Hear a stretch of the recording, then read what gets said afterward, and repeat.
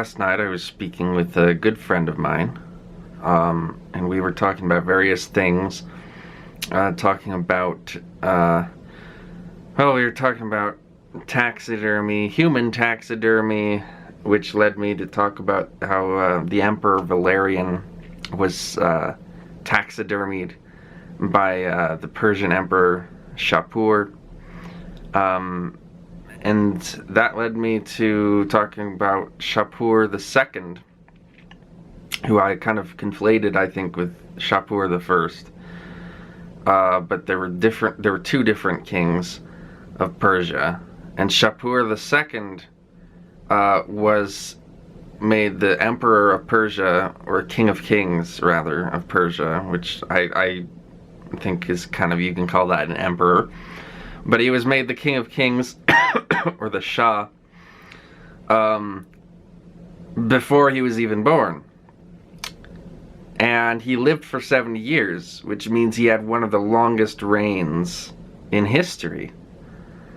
Up there with people like Louis XIV and Queen Elizabeth II. And another person who I knew had a very long reign was a recent king of Thailand, who I now know is called Bhumibol the Great, or Rama the Ninth. There's a reason why all of the Thai kings are named Rama, even though they're not Hindus. Have you ever wondered why the Thai kings are named Rama even though they're not Hindus? Well, there's a reason for that, and it's really interesting, and I found out about why that is. But it is rather convenient because they tend to have very long, difficult to pronounce Thai names, and so if I can just call them Rama the Ninth, Rama the Tenth, Rama the blah blah blah, makes it a lot easier, so I'm kind of glad about that. But Rama the Ninth is the king before the current one, who is Rama the Tenth. Who, by the way, this is Rama the Tenth. How old do you think he is in this picture? Yeah, he's in his 60s. That's pretty interesting. He doesn't really look that old in this picture. Now, this is a particularly good picture of him. But yeah, he was born in the 1950s, this guy. Anyway, Rama the Ninth. He also called Bhumibol the Great. Yeah, the Great. That's another interesting thing. There aren't a lot of modern monarchs who are called the Great, but yeah, he's been called the Great. And he had a 70-year reign, pretty much the same length as Shapur the Great, although it didn't start when he was born. But it led us down this rabbit hole of Thai history, because I've never really known anything about Thai history.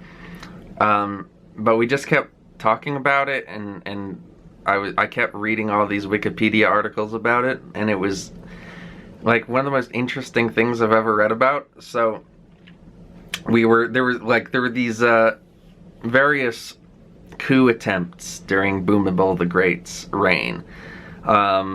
And those happened between the 70s and the 90s, and those aren't even really all that interesting, although there were a couple of them that were called the Young Turk Rebellions, because they were by this military high school called Class 7, I guess, and they were coup attempts. They didn't actually succeed.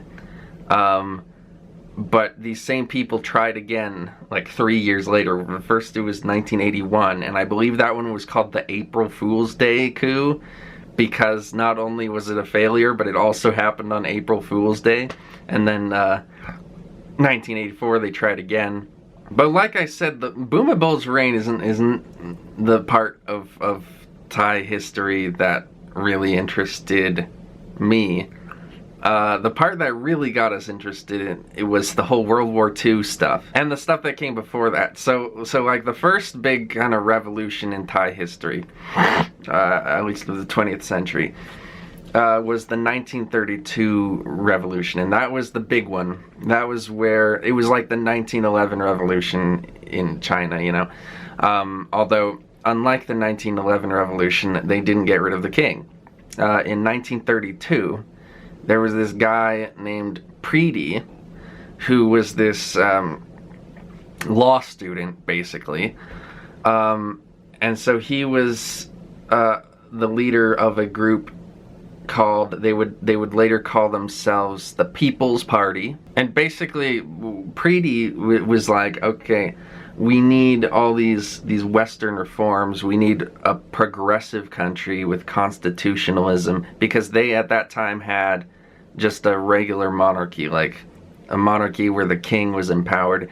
And they were like, these guys, the People's Party, of whom Preety was one of their major leaders, they were like, let's institute all these liberal reforms, westernize our country, blah blah blah, you know, get us on the track to being a good developed nation.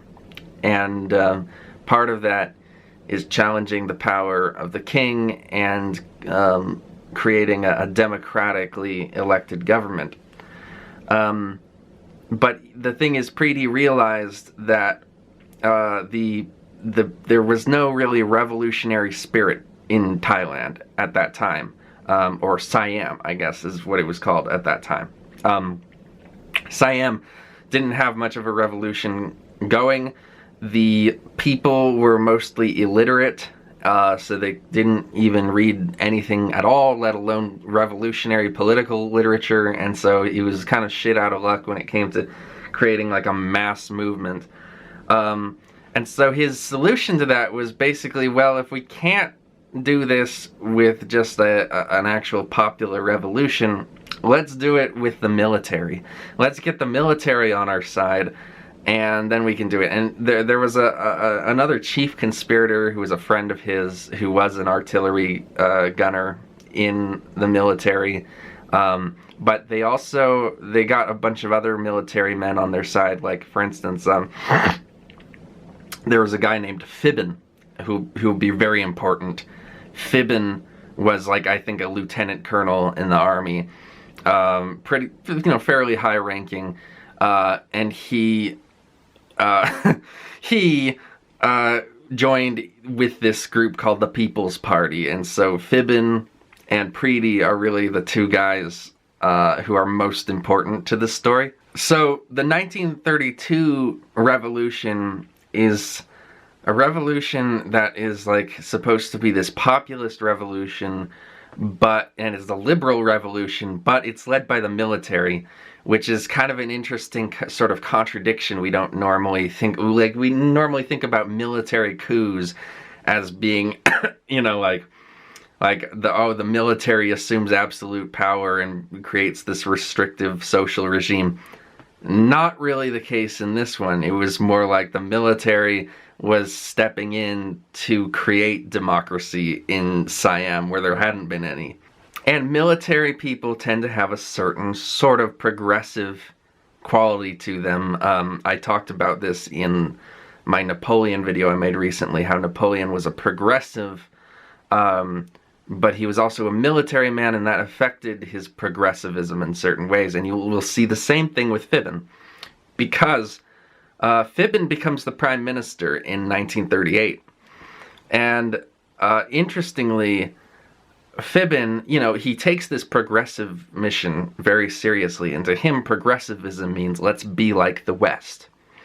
But the Western examples that he's really interested in are not the sort of liberal democratic examples. He's interested in fascism, specifically Italian, true, authentic fascism of Benito Mussolini.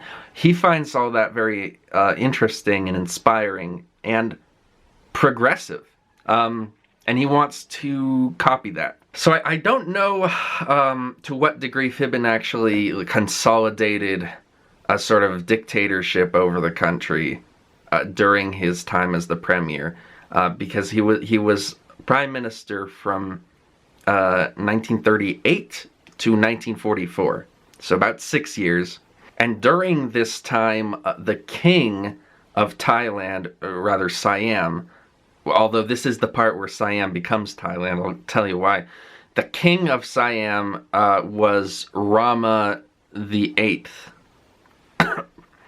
And he was a young king, and for much of that time he was actually not in Siam. And so for Phibin, he instituted all these sort of social reforms, like encouraging Thai people to salute the flag and to sing the national anthem. He also wanted to standardize the language in the country, make everyone speak Central Thai, I believe is what it was called, instead of the local dialects and languages they had, which is something that I don't really like. I think that's always a sort of, well, I can see why they do it for national unity purposes, because otherwise there'll be all these really annoying separatist groups coming in, like the Catalonians, like what's their deal? Or the Quebecois, like, guys, I think you're good in Canada, I don't think you need to separate. But a lot of people feel this need to separate just because, like, they have some stupid cultural reason for it. And that is only then, I think, further justified when people like Phibin do these policies that make it harder to be a fringe sort of ethnic group in a nation when you have to conform to the culture of the main group. I think it's actually counterproductive in that way rather than productive to create a good national outcome. But anyway, that's just my opinion on that. But another aspect of this was that he was very against the Chinese. Phibin was. He was very racist against Chinese people. And there was this population, this Chinese-speaking population in Thailand, or Siam. Can't remember what they were called. But he was against them, and he sort of scapegoated them for stuff. And he instituted policies that were specifically targeting them, trying to break their commercial dominance over a lot of Thai markets, because these people were sort of viewed like the Jews in Thailand. So there was this other politician at the time who worked in the Phibin government, named Luong something, like it began with a W, long complicated Thai name. I think Luong just means Lord or something in Thai, so that's more of a title, but like the W name, whatever that is, was his actual name. And he was like really anti-Semitic or anti-Sinitic, I guess, because there was this weird sort of conflation between anti-Chinese and anti-Jewish sentiment in Thailand. And the reason for that is because of this earlier king they had, who died in 1925, named Rama VI. Rama VI is a totally fascinating character. He was this sort of scholar, philosopher king. He loved European literature. He translated works of Shakespeare into Thai. He was really into Sherlock Holmes by Arthur Conan Doyle, and you can see in this picture he's actually like smoking a pipe and holding a magnifying glass, kind of like Sherlock Holmes. And another thing about him, he's the reason why they're all called Rama, because he was a big fan of Hindu literature and Sanskrit literature, and one of and he translated a lot of that stuff into Thai, and one of the things that he really liked was the Ramayana, which if you've ever seen the movie Sita Sings the Blues, that's an adaptation of the Ramayana. It's a big epic poem about one of the avatars of Vishnu, the preserver god in the Hindu cosmology, one of the Hindu cosmologies. And his name was Rama, and he was a big kind of hero character. And so Ram or Rama, those names are very popular in India and Pakistan. I think even grade A, under A, his actual name is Ram because he's of Asian descent. But anyway, he was inspired by this Ramayana epic, and so he decided to call himself Rama, but even more, he went further than that, and he retroactively made it so that every king before him in his dynasty was also Rama. So he became Rama VI, even though he was the first ever Rama king of Thailand, which is crazy to me. And every king of Thailand since him has been the next Rama in the series. But it's all because he loved Hindu literature. He was just a big literature fan, and he wrote a lot of literature. He wrote a lot of plays. But one thing is he was very Western. Again, he had this sort of Western fascination, not dissimilar to Meiji in Japan. And so part of that was he was interested in Western anti-Semitism, and he had this brilliant idea. There are these people I don't like in my country called the Chinese, and they're really greedy like the Jews in Europe, and they have a lot of businesses in Thailand, so I can kind of scapegoat them as being the thing that's harming our economy the same way they do with the Jews in Europe. Basically anything plus Jew would just be pretty annoying. I don't know about that. I think it's pretty cool. What about a Lenny Chinese Kravitz? Jew? Oh, yeah. That. Oh, the rain was so wrong at the bank today. This is pastrami romana. Just imagine them trying to say Israel. Israel.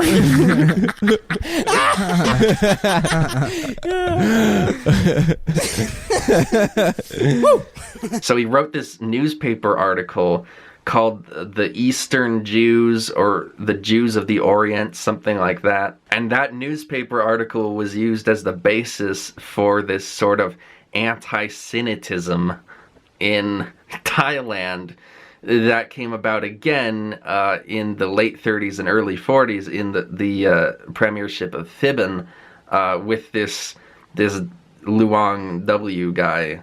That guy was also the guy who convinced Thiben to change the country's name from Siam to Thailand. And so I think it's fascinating how you got this guy who was in the People's Party, which is the liberal progressive sort of movement, but he was in the military side, and so he had a much more military idea of what progressivism meant.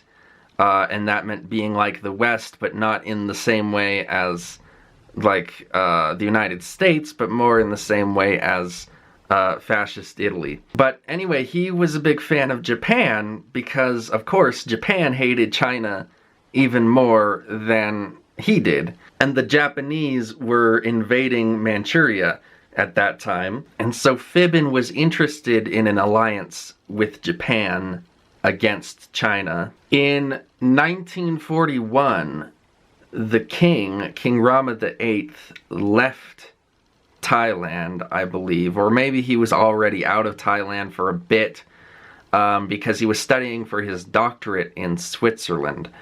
And so in his place, they put actually Preety, because Preety was actually by this point pretty ingratiated with the royal family, even though he had led a sort of revolution against the predecessor, Rama VII, in 1932. He actually became, a really important member of the government, and so he kind of became more ingratiated with the royal family, and he was very respected and viewed as very important. And so they made him the regent in the place of Rama the 8th while he was out of the country. And so from 1941 to 1944, he was, Preety was now His Excellency Preety. And of course, this is at the same time when we have this Thiben sort of military progressive regime happening in the government of Thailand. And we also have Japan getting involved in a big way in World War II, where before they were just in Manchuria and China. And so actually this happens an hour and a half before the Pearl Harbor attack. It's listed as the day after, but that's because it's on the other side of the international date line, so it's listed as December 8th, whereas Pearl Harbor was December 7th. But it actually happened before Pearl Harbor, which is just another funny little thing to add to Thai history. There's lots of funny little things in this whole story. But one of these things is that like an hour and a half before Pearl Harbor, Japan starts an invasion of Thailand, which is bad news for Phibin. But they fight for only 5 hours, and then a ceasefire is called. Which, like, what? I don't know how that works, but yeah, they fight for 5 hours, and then they have a ceasefire. Not a surrender. Thailand doesn't surrender, they just ceasefire, and then they become allies, which is what Phibin, I think, wanted in the first place. So now, officially, Pearl Harbor has just happened at the same time. So while the invasion and fighting, the 5-hour war is happening between Thailand and Japan, Japan is also bombing the US, so now Japan is at war with America, and so now Japan is officially in the Axis powers, and Thailand is now officially in the Axis powers because they're allied with Japan. But then, strangely enough, the first kind of major theater of war for Thailand in World War II is not against the Allies, it's actually against another Axis power. Because you see, a huge colonial influence in that part of the world, in Indo-China, was, of course, the French. And I believe it was Rama VI, that same guy, it might have been his predecessor Rama V, but it was one or the other. He had to cede certain territories to the French Republic. I guess these would be territories that would become like Laos or Cambodia maybe. But the French demanded these territories, and he had to give them up to the French. And so Phibin, because he's ever the nationalist chauvinist, was like, okay, in 1940, so this is actually before the alliance with, the formal alliance with Japan, before the 5-hour war. Because it happens in 1940, which is when France falls in World War II. Phibin gets the idea, France has fallen, and so that will make a good sort of power vacuum for us to sweep in and take the territories that we lost to the French a few decades ago. And I think he especially wanted to do this because if he didn't do this, then he thought maybe the Japanese would. But France, it turns out, did not get defeated so much as they had a change in management, and now they were led by this Nazi-backed military regime from Vichy, and so they didn't go down without a fight. Even though the Thai actually had better equipment and more personnel, the war, which lasted about 5 months between Thailand and France, which was now an Axis power, it lasted for a few months into 1941 rather, and then eventually Japan had to come in and arbitrate an agreement, because by this point there was an alliance between Germany and Japan, I believe. And so because France was kind of a client of Germany at the time, Japan had the ability to sort of arbitrate this disagreement that was happening between France and Thailand. And Japan sided with Thailand on this, and so they decided that France would have to give up those territories that were ceded to France by the King of Siam several years earlier. And I guess that was a big victory for Phibin.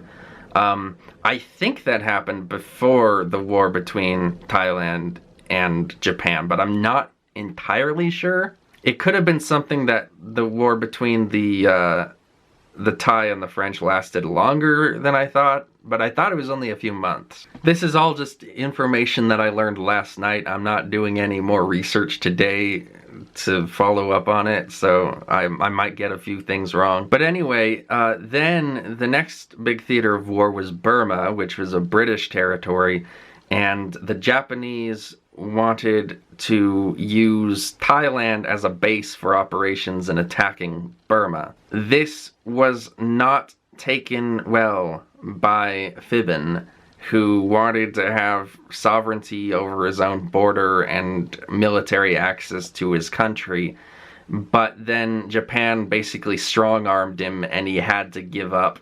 And so the Japanese basically came in and made Thailand their base of operations. much to his chagrin. And this is always the problem when these really strong nationalist governments want to ally with even bigger and stronger nationalist governments in a time of war. They'll get strong-armed, and then they'll have to sort of go along with whatever the big brother wants. Same thing happened, I think, with the Italians in World War II. You can actually make several parallels between Italy in World War II and Thailand. They have this idea, this rosy idea that says, oh, we want national sovereignty and we want, economic nationalism.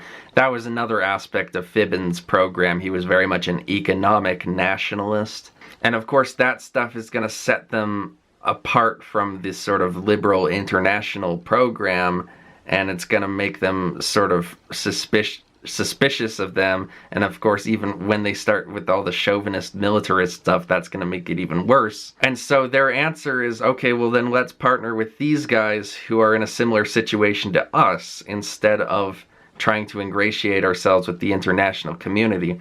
But the problem is that those guys who have similar interests to them end up just strong-arming them. And so it becomes like, you're actually probably better off if you didn't do that, if you tried to actually, play good boy and get along with the plutocrats.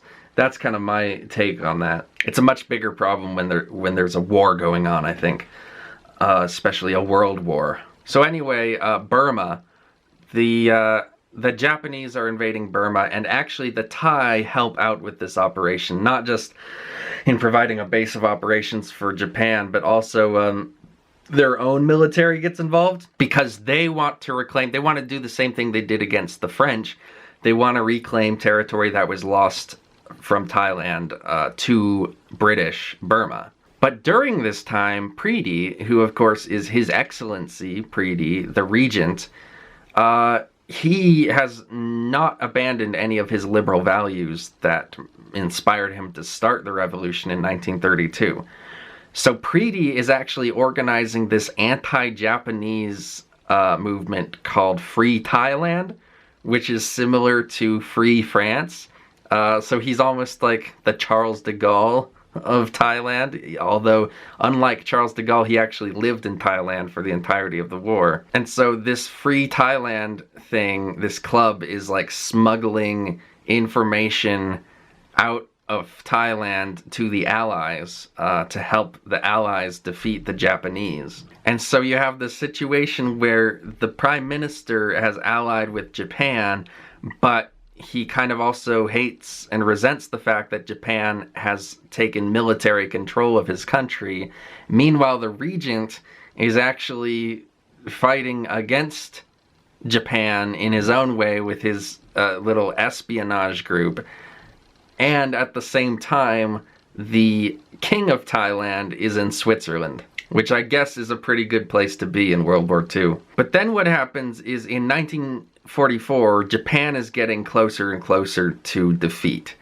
And so the Thai ministry is starting to have problems with Phibin, because Phibin is pro-Japanese still ostensibly. And Phibin is getting these weird ideas. So Thailand is having economic troubles right now, and Phibin is getting these weird ideas about wanting to move the capital into the jungle somewhere, and then like creating this new Buddhist city somewhere. And they're like, this guy just is not useful for us anymore. And so the government actually votes to depose Phibin, sort of like what happened to Mussolini in 43. And so Phibin is ousted in 1944, and yet Phibin remains an officer in the army. So he's not ousted from the army or exiled, really. He's just ousted from the government. And this will be important later. Meanwhile, the guy who takes control at this time is Preedy, the regent,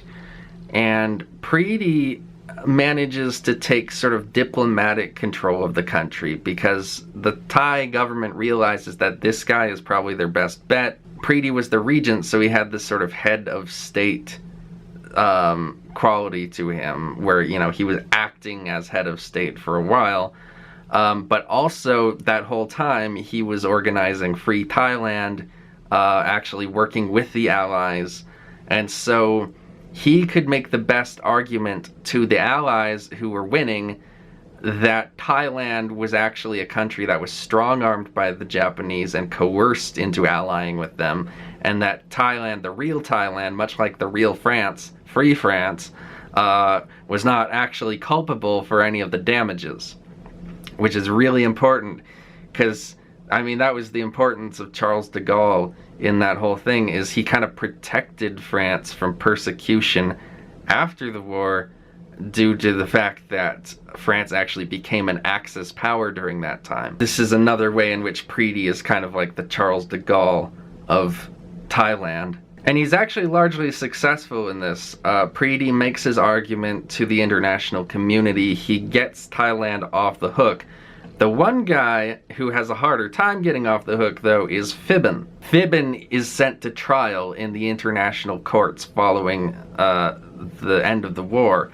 But he is acquitted for diplomatic reasons, because he's actually still very popular in Thailand. Because a lot of the Thai people really liked his sort of nationalist, social sort of reforms.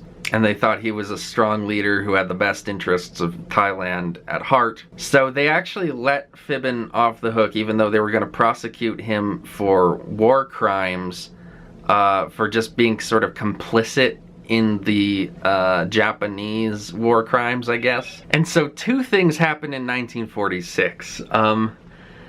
Preedy is no longer the regent because the king returns from Switzerland to Thailand. Preedy also becomes prime minister around this time, so he takes the role that Phibbin was having earlier.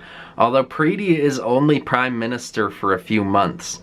And King Rama VIII is only king for a few months, because one day they just find him dead. Not only dead, but shot to death. Somebody shot the king, but they didn't know who it was. Nobody had any idea who shot the king, and in fact, people didn't even know if the king shot himself or if somebody else shot him.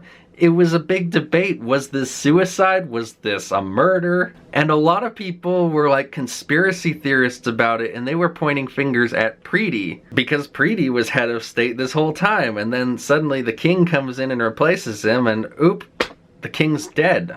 So you have this royal murder mystery going on in Thailand in 1946, and then the next year, guess who comes back?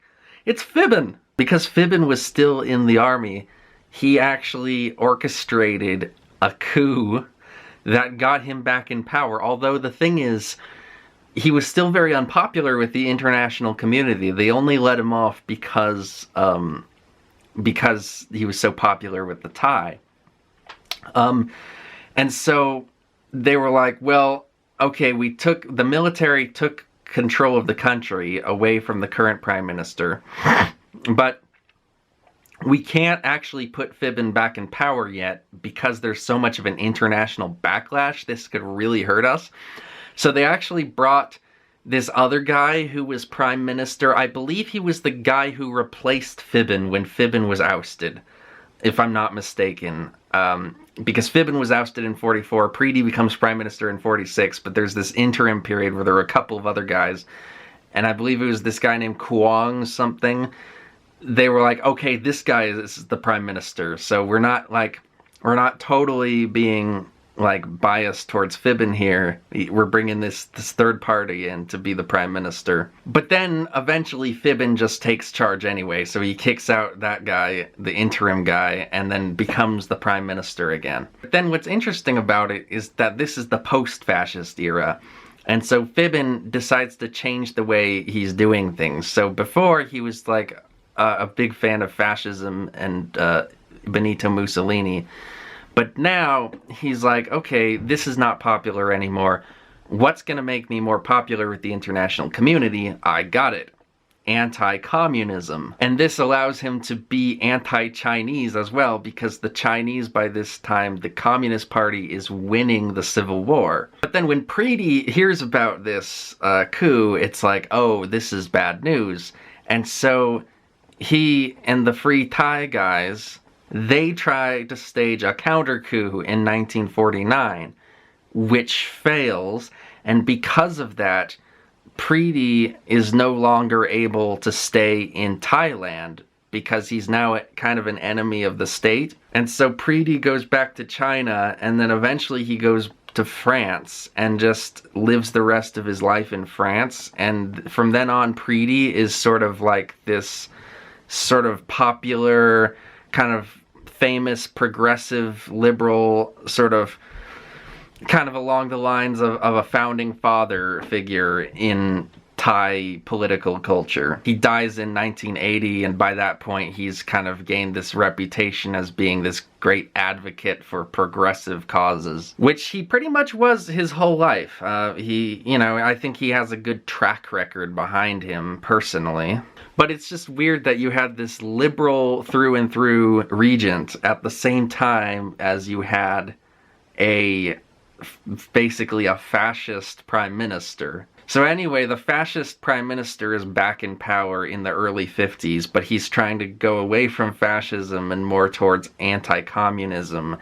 And so he joins the Korean War, and he sends troops into Korea to help America fight the North Koreans and the Chinese, which of course allows him to revive the whole anti-Semitism thing in Thailand. But then interestingly, Phibin kind of takes a turn even more in the liberal direction in the mid-50s, and he starts like all these sort of like progressive reforms, like labor reforms, having an 8-hour work day, and International Workers' Day becomes a holiday in Thailand, and workmen's compensation, safety regulations. Like, he actually has like this whole progressive sort of workers movement. He starts allowing labor unions. He even starts allowing other parties. Like, he actually liberalizes the country quite a lot. And a lot of this was inspired by the fact that in 1955, he took trips to London and the United States and saw the way things were done there and fell in love with the whole free speech culture of those regions. So it's interesting, like, he with the help of his military men, took control of the country. And you think, based on his track record before, that he's going to be like a fascist about it, but no, he actually kind of goes the opposite direction and sort of liberalizes his own regime. When is the last time you heard of that happening? But then this is where that character we were talking about at the beginning comes back into the story. We were talking about Bhumibol the Great, the king whose reign lasted 70 years or so, ended in 2016. The 50s was the start of his reign, and he really did not like Phibin. And part of it was that Phibin was corrupt. Even though, like, he was liberalizing the country, he was actually interfering with elections. He was doing hardcore election interference. And Bhumibol hated that.